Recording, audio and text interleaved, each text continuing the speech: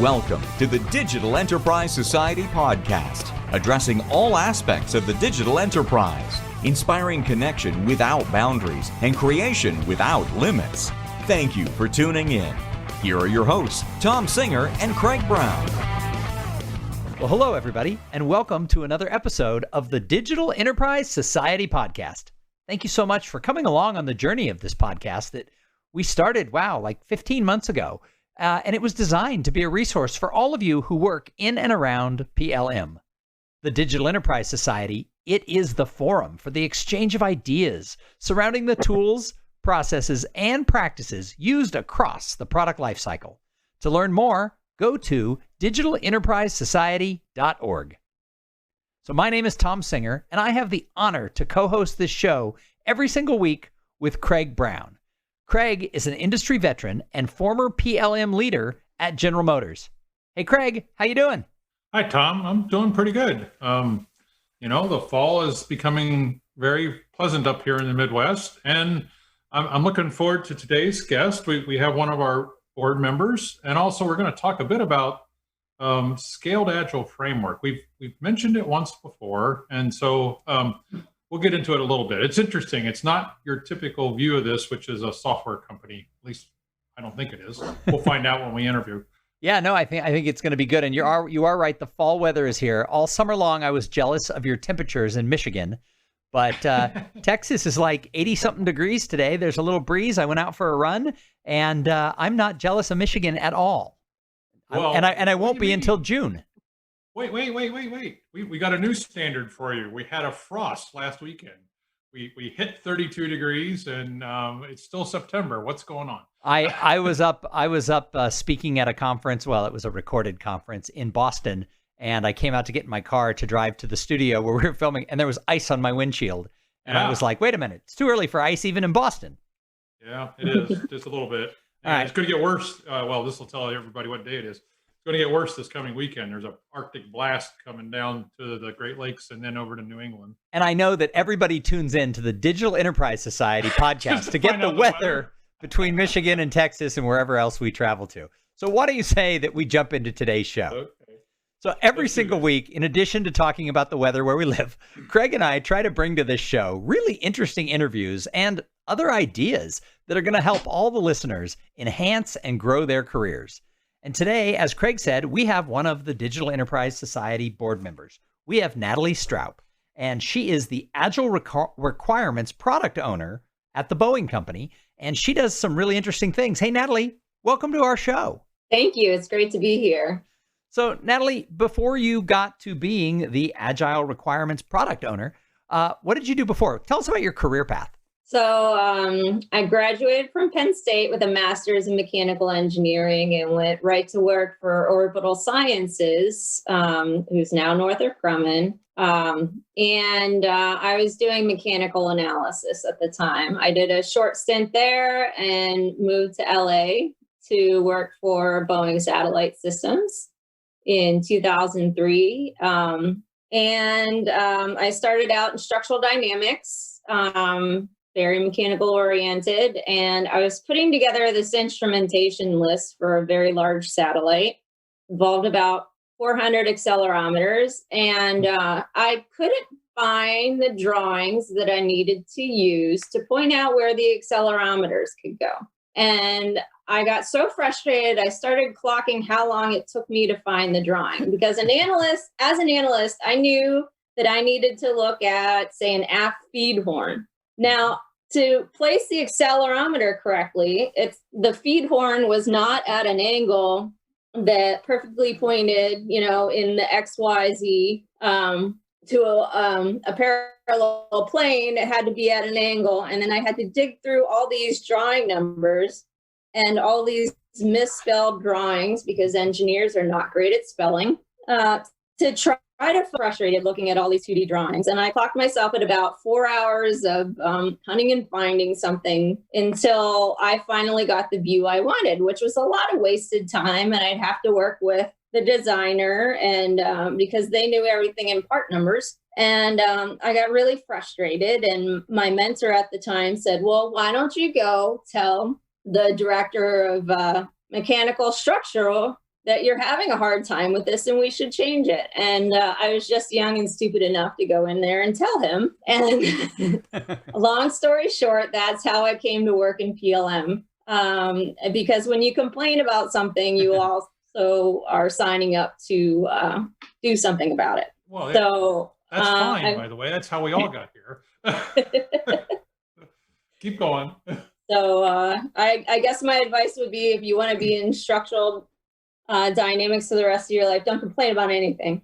Okay. That's so from there, we'll remember that. we realized we needed a new system. So that was when we did an implementation of Teamcenter Enterprise. So I worked on that for a little while. And after we got that going, we needed to upgrade the CAD system, which was Pro-E at the time, to Creo Parametric. And oh, by the way, the system, the PLM system that was on Intralink, which was glorified file share, was also being retired for Windchill.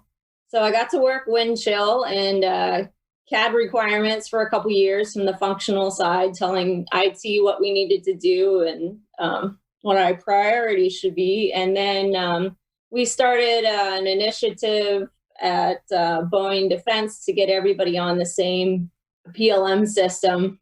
And so I started to work what we call integrated product data management, IPDM. And I've been there ever since. So now I do. So how did you get to your current job then? Because that, so your current title doesn't remind anybody of a PLM title. Not that it's wrong. Right. You know, I don't even know what my parents think I do. I try to explain it, and they're just like, she's building a satellite. Well, I'll tell you what, you do products now. You just have to explain the product, right? So, you know, we started off with a traditional waterfall project management, and then somewhere around, and I was doing the engineering bill of materials and the CAD integrations. And, you know, we have a couple different CAD systems going. We still do. And somebody said, hey, let's start doing Agile software product development. So we all went and got trained around 2017. But you guys aren't software. You're mechanical engineering. You're looking at 2D drawings. I'm missing the leap of faith there. Is there? Well, we gradually, I think I skipped a lot of the 2D to 3D. I think because we're still kind of in it. So we started doing model-based design on some of our more forward-thinking programs, and also on the remanufacture programs. Now, some of our programs at Boeing Defense have been around a long time. We have people that are working on the Chinook now who are third generation people. Their grandfather worked on the Chinook. Now, the Chinook that originally went out looks nothing like the Chinook that goes out today. So what will happen is through modernization programs, we'll get the helicopter or airplane, whatever the case may be, back in the factory to modernize the electronics, the software, the radar, things like that. And then what goes out looks nothing like what came in. So it's kind of an interesting situation in product lifecycle management, because we have newer programs who are out here, digital everything. And then we have programs like this where some of the equipment is model-based development, and lots of system engineering goes into that, and model-based systems engineering. But you're still dealing with a 50-year-old aircraft, and you still have drawings that are barely legible, that have been scanned in somewhere in the 70s or 80s, because nobody wants to go and spend millions of dollars to digitize the entire thing, remodel the entire, you suggest that to a program manager, and they look at you like you're crazy, because there's no way they would have the money to go do that. So now you have this, you're going to put all this new stuff in this very old system, and you have to find a way that all of that is going to work together. So you're dealing with the legacy data as well as the new data. Plus, we're also dealing with requirements from several different sites and very diverse programs. The International Space Station, for example, looks nothing like the Chinook. You wouldn't expect it to, but they have similar requirements for doing similar things, but they've both done them differently for 30 years. And we have to manage them all in the same product lifecycle management system. So that's where I come in, making engineering decisions on what are we going to do that's going to meet the needs of the International Space Station and the Chinook and the T-7A. And everybody can live with it. That's not going to mess up where we want to go as a company in our digital transformation, but still not leave the things we need from the legacy in the dust. Okay, so you're developing after the original airframes, in effect, a product line of features, and the features are, as we've talked a lot, you and I, and as well as other people in the industry, features are wanting to be developed in the scaled agile framework, which is where the terminology product owner comes from, and something called scrumming and backlog and working through the backlog and all those other terms. To the listeners, some of you I know understand. Those of you that don't, Google SAFe 5.0 and you'll find it. SAFe 5.0. Anyways, to make a long story short, as a product owner, you're a very specific role in that life cycle of planning how requirements are allocated, how they're satisfied, and so on. And how they're prioritized. Yeah, so that's where I was going. Why did you stick the word agile in front of it? Agile requirements. I suppose because my job is more to look at the requirements of the PLM system that are coming in from all these various sites, where we need to meet those needs for all these different products. So my job is to prioritize what we need to do first, look at what we can get in a given delivery, because we're delivering it to different programs at different times, and we're upgrading everyone at different times. And oh, by the way, this has to work with CATIA and NX at the same time. Right? Well, and you and I have talked in the past, you just say NX and Teamcenter everywhere, and the problems go away. There are a few companies that do that. Anyways. Okay, so maybe I misled people on the broadcast here. Are your requirements only PLM requirements, or are they also product requirements? So when you say agile requirements, is it just for PLM, or is it also for PLM? Okay, so you're trying to figure out what features of the tool set to put in when, and you know, multi-CAD it exists for lots of reasons, lots of good reasons. By the way. And then from an agile, because we're doing continuous delivery, when am I going to put that next version of NX in? NX is moving to continuous release. How are we going to manage continuous release on NX when CATIA is very, very different? And there's also requirements that work really great with NX. And if you try to implement that on CATIA, they're a disaster. Yeah, we figured you guys at Boeing were going to figure that all out and tell us. This continuous release thing is an interesting idea. So for those of you that listen, if you're dealing with our friends at Siemens, you know what we're talking about. If you're with other companies that might have a different name, but the idea is that every release is compatible with every other release coming out as we speak. Now, there might not be some backward compatibility, but there's absolutely forward compatibility. And this is a big debate amongst the tool vendors about, well, first, how to go about it, and then second, is it needed? There are a couple of vendors that are absolutely convinced that constrains innovation, so they don't want to do continuous release. The safe world, let me draw a connection, Laurie. It's all about continuous release. It's all about the backlog and small incremental improvements with the customer involved all the time. That's what you'll hear in the safe training. And that way you don't really make a big leap and then break a bunch of things, right? You in fact are making incremental improvements. So interesting.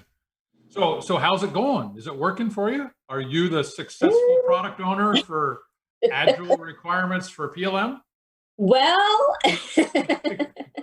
It can be. I lived in that saddle. I already know the answer, but you go ahead and answer. Well, for any company that's been around for a little while, I think if they say it's going great, they're probably lying.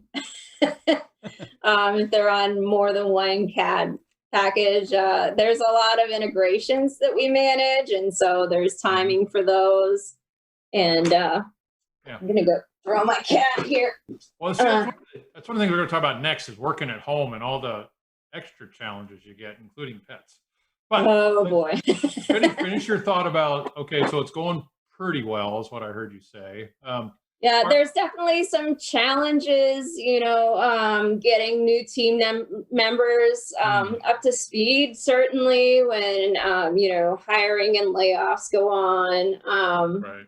And, people transition, they move, and they grow and get new experiences, on my program or another program. So that's a little bit of a challenge, but really managing all of those integrations, I think, has been a particular challenge, as well as the requirements coming in from all kinds of different sites at all kinds of different states of the product life cycle.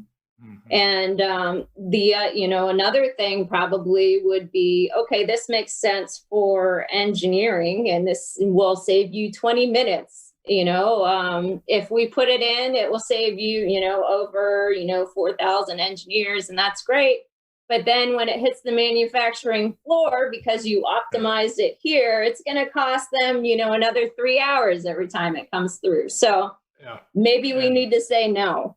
Yeah, well, and of course, defense is different than commercial, but where the constraint is it in engineering or is it in manufacturing? Well, there's never a simple answer to that. It depends on the product. It depends. I mean, even in the car business, it was that way. Sometimes it really was engineering if it was a brand new technology, like battery technology, and other times it's manufacturing because you've been doing it for 80 years, right? Right. And I would say lots of attention has been given lately to model-based systems engineering, and they're starting to get in more manufacturing, but we're looking more at supply chain and product support now, because like I said, we have programs like the Chinook where you have to support that program for the next 50 years. And whatever came out of engineering may or may not be sufficient for writing technical publications, modifications, things like this, which are a very significant portion of the revenue of that product. So I didn't give you a heads up, but I wanted to ask you. So in the defense industry, the Department of Defense has come out with a digital engineering strategy. Yes. Which basically says, no kidding, everybody, we need to be digital. Okay, so I've listened to them speak, and I have the luxury of not being vested in that segment of the business, so I don't have to be pro or con. But I'm wondering, from your vantage point, has this helped either in your discussions with tool vendors or even the supply chains that have to embrace the PLM, at least interfaces, if not services that you provide? Has it helped that the policymakers in Washington have said, well, yes, we now have a policy, and yes, we expect you to follow it? I mean, it could help with the funding, I would think. People hang their, oh, you're like, okay, never mind. But he's such a foolish boy, isn't he? No, not at all. It's the government acquisition system. It can be tough, right? So every year you have to go fight for your budget, and your program could get canceled on a whim. Yeah. Not typically done on a whim, but it's possible. And for anybody that's more interested in that, the greatest college course I've ever taken was at USC, University of Southern California, Management of Government Funded Programs. It's highly intriguing, highly entertaining, and explains everything. I loved it. But you can certainly go sign up for that course. It's a grad student course. It explains so much, and as a defense contractor, you go back and you say, oh, this is why. Yeah, right. Well, so okay. So for the government, I was going to say, so I recently on Monday sat in on a government industry day with the Air Force. And it's been probably, I'd say, an enabler, and also kind of left us A little bit onshore, because in enabler terms, our leadership is hearing loud and clear that we need to do something, that we need to change, because we are not going to get contracts unless we change. Right. That seems to be the way they're quote unquote enforcing the policy, is making it you have to address it in your proposal and in your contract win, whatever it is, right?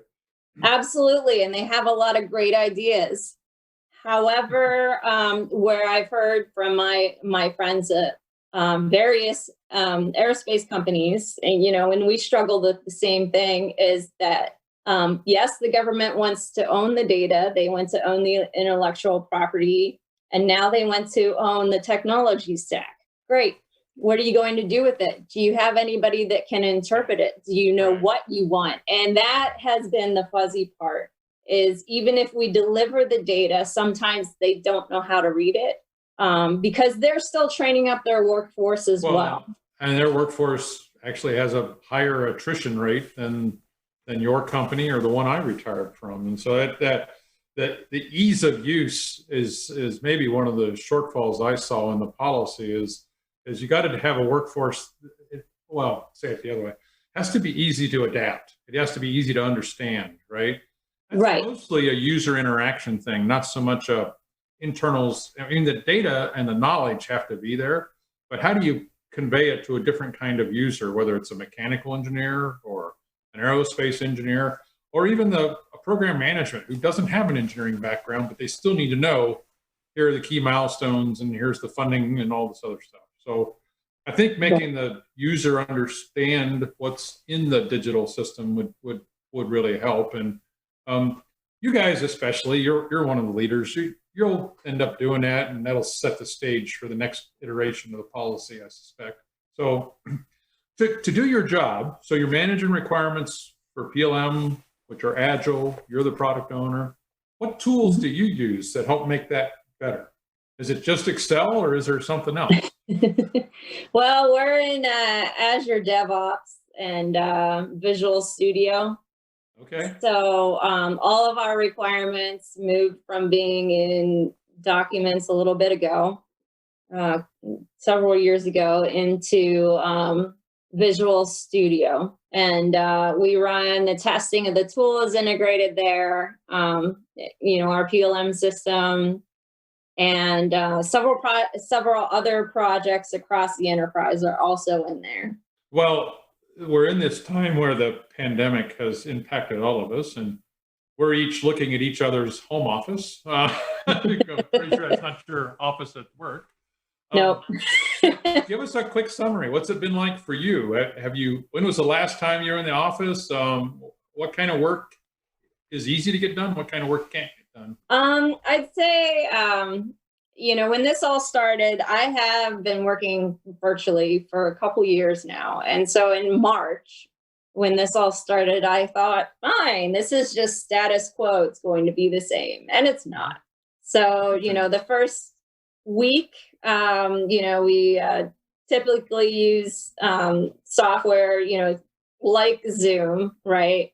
And we've been using it for years, but all of a sudden you have our workforce, which numbers in the 100,000s, all trying to access the same tool. A lot of people were using video, not on the defense side, but certainly on the commercial side, and it all crashed. So, a lot of people couldn't get back on. Yeah. So, I really give it to our IT team, because they had us up and running the next week. They had, increased everything, as far as bandwidth. They had tips.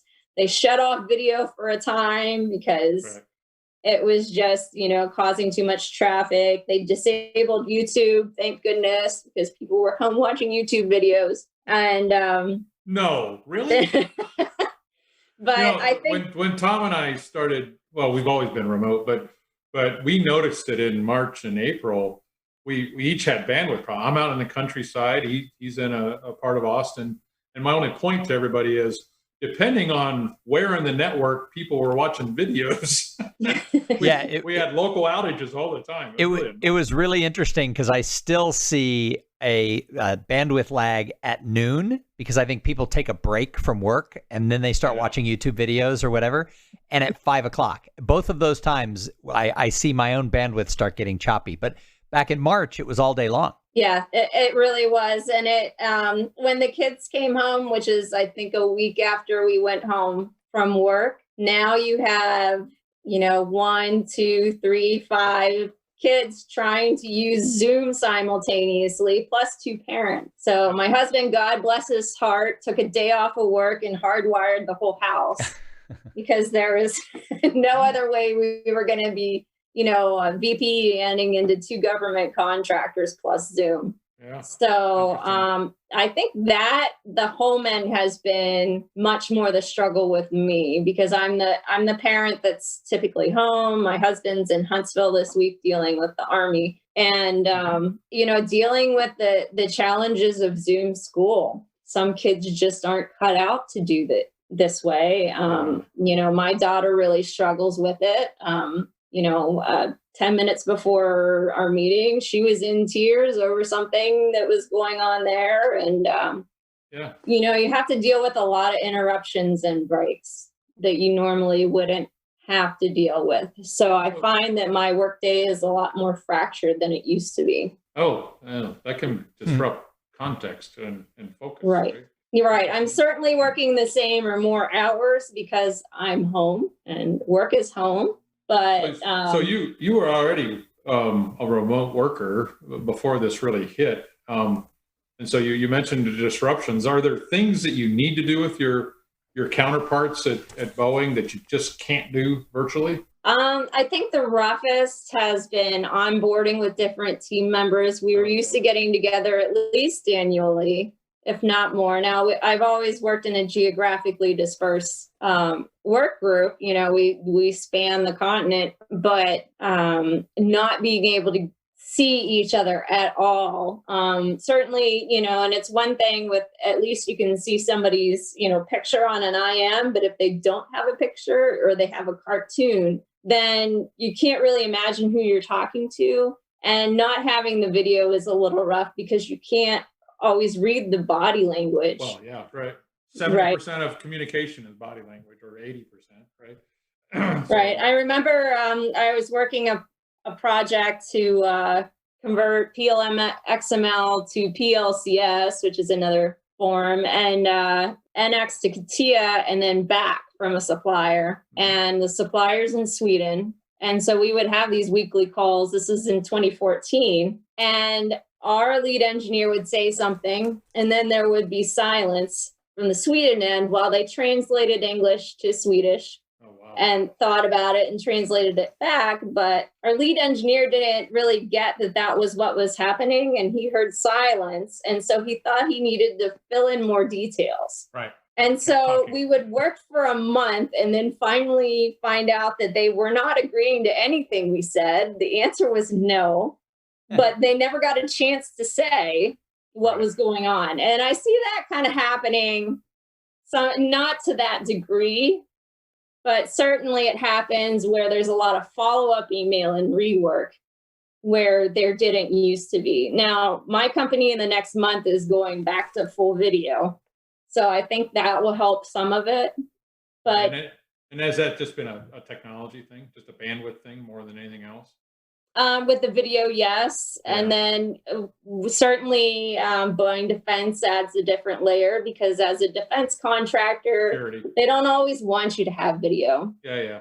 Or they at least want it to be less hackable than normal video. So I'm sure any of you that have kids went through that fun couple weeks in the spring where everybody's Zoom classroom got hacked. Yeah. Almost everybody's. My daughter's no exception. And so they don't want that happening, right? Certainly on a government program. Well, and the schools where I live, and I have grandkids that are school age, right? There was a whole discussion about, well, do they go back to school or not? And the schools are open. There's limited physical visiting, but then parents were given the privilege to opt out and just do homeschooling. And so our kids, my son and his wife, they decided that that at this point, anyways, the homeschooling was just safer, right? Yes. There's still too many risks with propagation of the virus. And so anyways, yeah, lots of changes. Now, you're a board member that we, well, I was a past board member, but you and I met a year ago or a year and a month ago. And we've known each other a little bit longer because we've interacted in our two companies.